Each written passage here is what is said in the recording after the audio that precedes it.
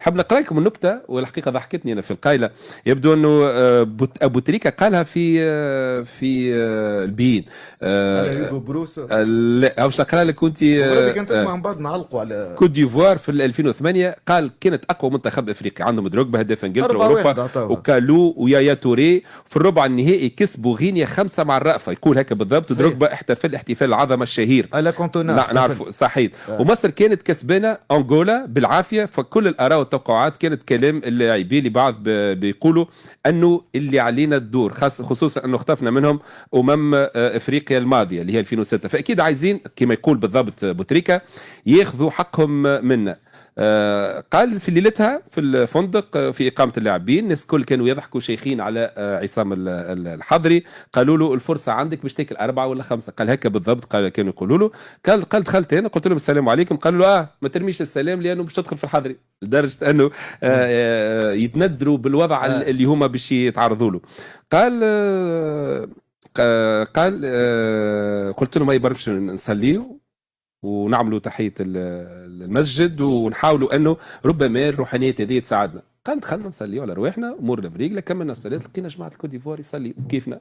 قال على الفجر. قلت مشى لأحمد فتحي قال له ذوما طلعوا يصلوا كيفنا شو عملنا. طبعا هي حادثه صارت مع ابو تريكه ولاعبين منتخب مصر. الى معناتها قالوا احنا سيء معناتها دومير ما عادش فما حلول. ربحوا 4-1. ربحوا 4-1 منتخب كوت ديفوار، منتخب عظيم. البونتولول كان صدقني ربي مركيها احمد فتحي. كان مدرب متوسط يقود الكوت ديفوار وقت هذاك يظهر لي. مدرب فرنسي كان مدرب متوسط جدا الحقيقه. والمدرب هذاك عمري اللي احترمته انا.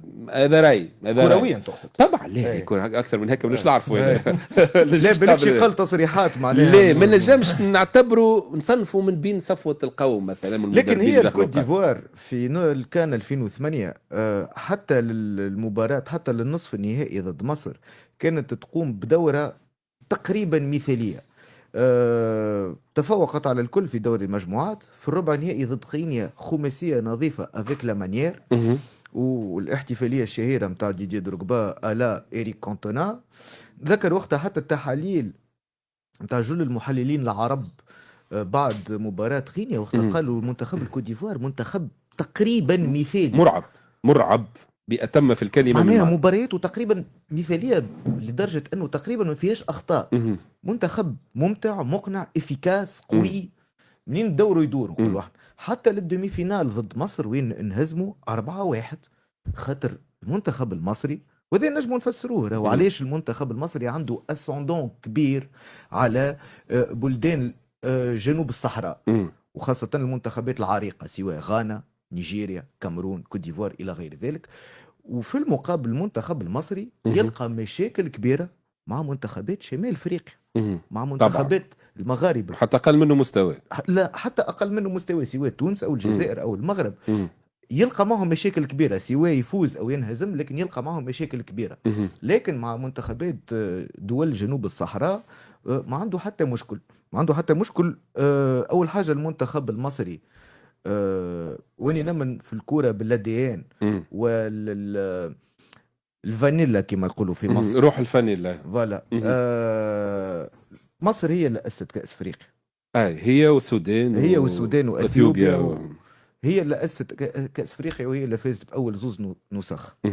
دونك من المان اللاعب المصري عنده أفضلية أنه المسابقة هذه هي مسابقة هي متاعنا. هو لا أسسها وهو لا أول من فاز. ومقر الكاف عندك زيادة في القارة. هذاك ايش علينا فيه هذاك تو يجي من بعد. مهم شوي مش حتى نحكي على الكولسة وغيره.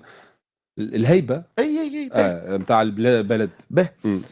الشيء اللي من بعد أنه اللاعب المصري كونتريرمون اللاعبين الاخرين سواء الافارقه او احنا كلنا افارقه نقصد معناها الدول جنوب الصحراء او المغرب العربي.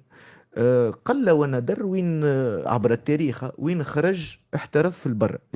وكانت فما ديما ريتيسانس عند اللاعب المصري انه يحترف في البر عديد اللاعبين خرجت. بار اكزومبل اللاعب هاني رمزي يسميوه امير المحترفين خاطر عدى 15 عام في المانيا، لكن كان ديما حاله شاذه. وعديد اللاعبين يحب الركشه اللاعب المصري بالضبط. امام عاشور، حسام حسن برشا مثلا مشاو ورجعوا، تريزيجيه مشاو ورجعوا. معناها اللي فتح البيبان مؤخرا هو محمد صالح، صحيح. وبعد لكن عمر مرموش معناها من بدايه الكره الافريقيه حتى محمد صالح اللاعب المصري ما يخرجش لبرا. اول حاجه يتقاضوا في اجور محترمه جدا صحيح. في مصر، خياليه بالضبط، افضل حتى من اوروبا برشا، خاصه اللي يلعب في الاهلي والزمالك، وهذاك الشيء وعندهم تعلق كبير بالبلد، وهذاك الشيء اللي يخليهم في مصر.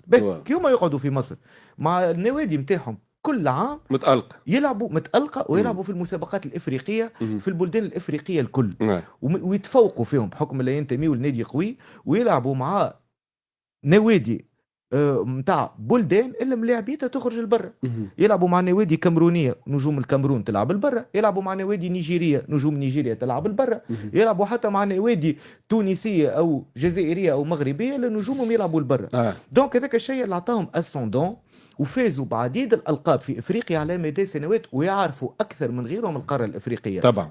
دونك اللاعب المصري وقت اللي يبدا يلعب مع المنتخب، علاش كي يمشي لانغولا والغابون ونيجيريا وكل يعيش وضعيات اللي هو في يتاقلم بسهوله مع ناديه عاشها سنوات عديده، كونتريرمون للاعب بار اكزومبل الايفواري او الكاميروني او حتى التونسي، على خاطر تشكيلته اغلبيتها لاعبين احترفوا البرا على صغر سنهم، او حتى لاعبين مولودين البرا وما يعرفوش القاره الافريقيه. وذاك الشيء اللي خلى مصر على مدى سنوات ما عندها حتى مشكله في الفوز بالالقاب الافريقيه، تقريبا هزتها من البلدان الكل.